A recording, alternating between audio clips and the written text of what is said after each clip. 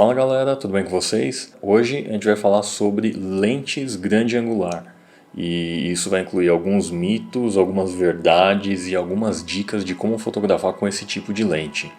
E essa dica é válida tanto para o celular quanto para aquela lente do kit que vem junto com a câmera. Vamos primeiro entender o que é uma lente grande angular. Uma lente é considerada grande angular quando ela tem uma distância focal inferior a 35 mm no full frame. No caso de um sensor cropado, isso aí seria equivalente a uma 22, 24 mm, dependendo do sistema. São lentes que têm um ângulo de visão um pouco mais aberto.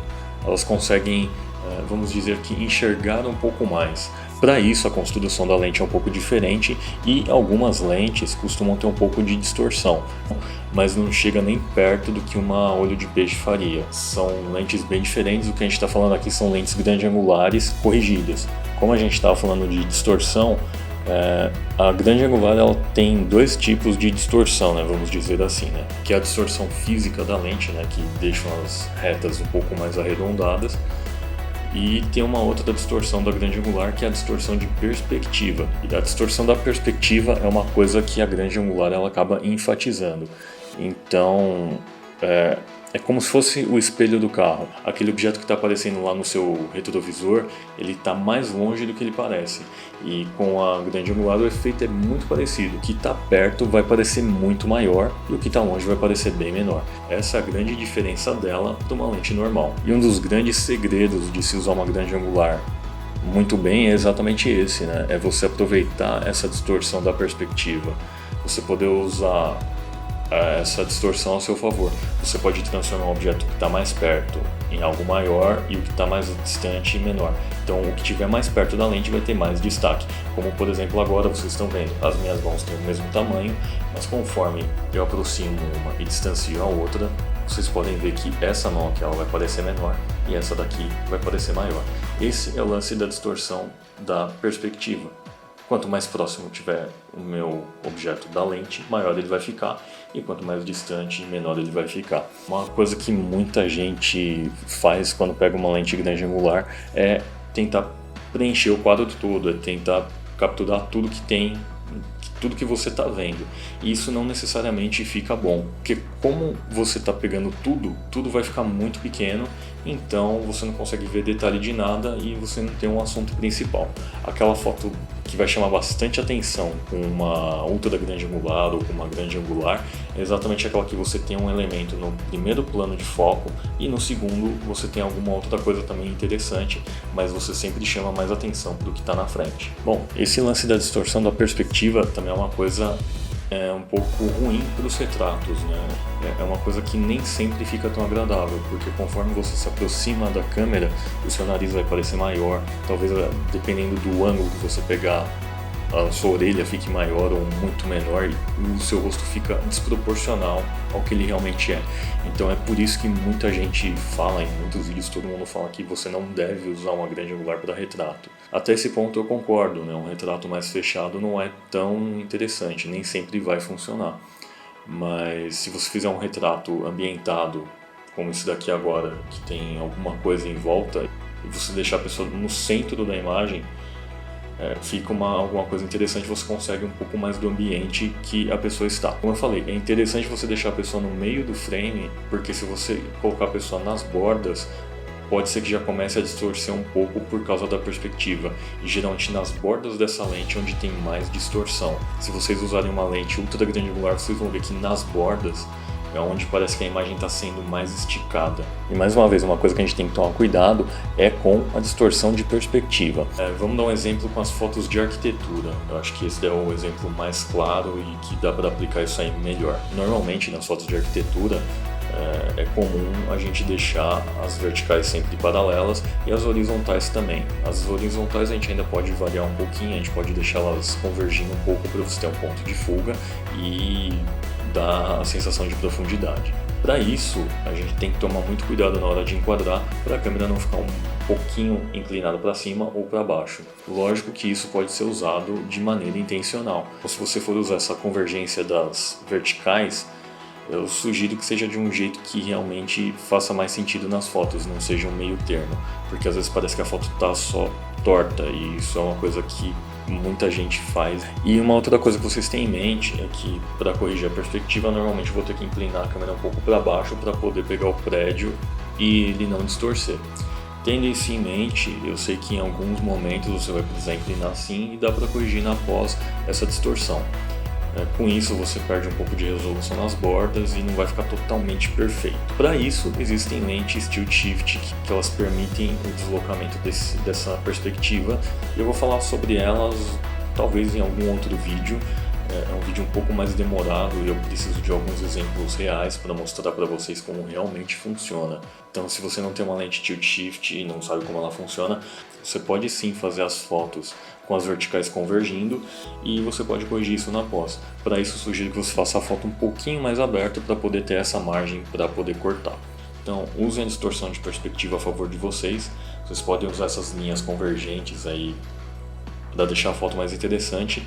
No caso de montanhas, uma coisa que eu esqueci de falar, vocês podem aproveitar a distorção das bordas para aumentar alguma coisa. Você pode pegar uma montanha e deixar ela parecendo ainda maior se você inclinar a câmera um pouquinho para baixo.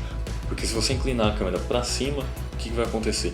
Essa montanha ela vai achatar, ela vai parecer menor. Agora, se você inclinar a câmera um pouquinho para baixo, essa montanha ela vai parecer ainda maior porque ela vai começar a ir para as bordas da lente e é onde a imagem meio que estica, vamos dizer assim, ela estica a imagem e é onde a montanha vai parecer maior.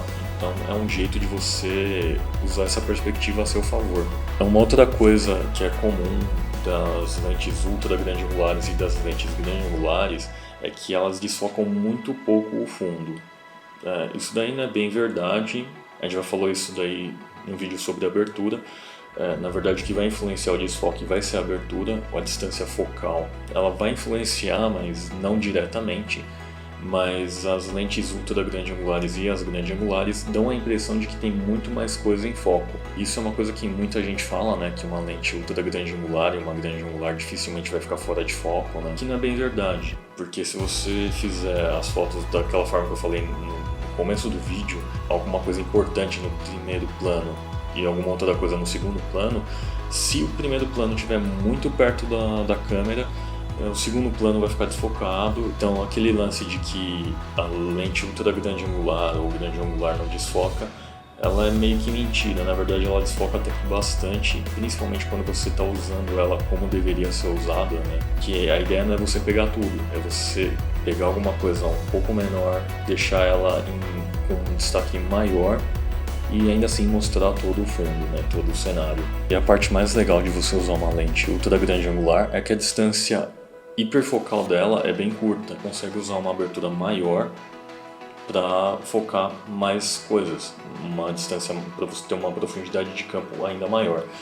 Por exemplo, a 24-1.4 ela tem uma distância hiperfocal, isso daí na abertura máxima, né? Ela tem uma distância, a distância hiperfocal dela é de 13 metros. Então é uma lente que eu consigo pegar bastante coisa e eu consigo usar uma abertura grande e deixar tudo aparentemente em foco.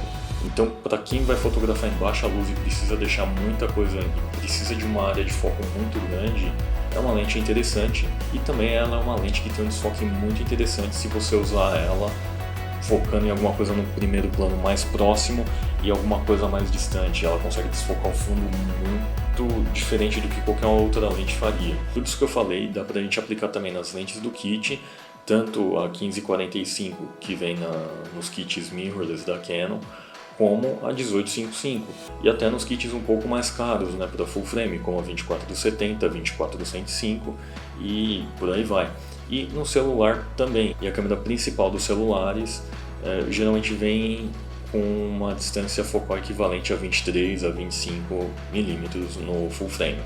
Isso que eu falei de aproveitar o primeiro plano e o segundo plano, isso daí é bem bacana, principalmente para o celular, que vai estar tudo em foco, então você tem que dar um jeito de criar destaque, né, de você mostrar que o seu assunto é aquele lá.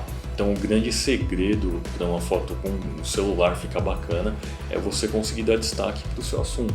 o assunto realmente aparecer mais no frame. Se você colocar o seu assunto, né, sei lá, eu fotografo muito tênis, né, então se eu colocar o tênis no primeiro plano e no fundo eu colocar qualquer outra coisa, né, sei lá, geralmente eu fotografo muito tênis na rua ou no metrô, então se eu colocar o tênis em primeiro plano e no fundo eu tiver todo esse cenário com arquitetura bacana, é uma coisa que vai chamar mais atenção e eu vou saber que o meu assunto, né, o que eu estou querendo focar nessa foto vai ser o tênis, porque ele vai estar na frente, ele vai estar maior do que a própria arquitetura, né? É uma coisa meio desproporcional, mas essa é a intenção, que é para chamar a atenção de quem está vendo e para a pessoa que está vendo já entender que o que eu estou querendo mostrar é o tênis. Acho que o lance mais legal de se usar uma grande angular é esse, não é você pegar tudo, mas é você conseguir se aproximar mais do que você vai fotografar e dar um maior destaque para aquilo que você está fotografando e ainda assim você conseguir pegar todo aquele fundo legal. Se você quer isolar aquele fundo, né, se você não quer que aquele fundo apareça, então você deve usar uma lente um pouco mais longa, ou usar uma tele. Dessa forma você meio que recorta esse fundo. Então é isso aí, galera. Se vocês ficaram com alguma dúvida, comentem aqui embaixo e não se esqueçam, lavem as mãos, hidratem-se e aprendam alguma coisa nova. Até a próxima!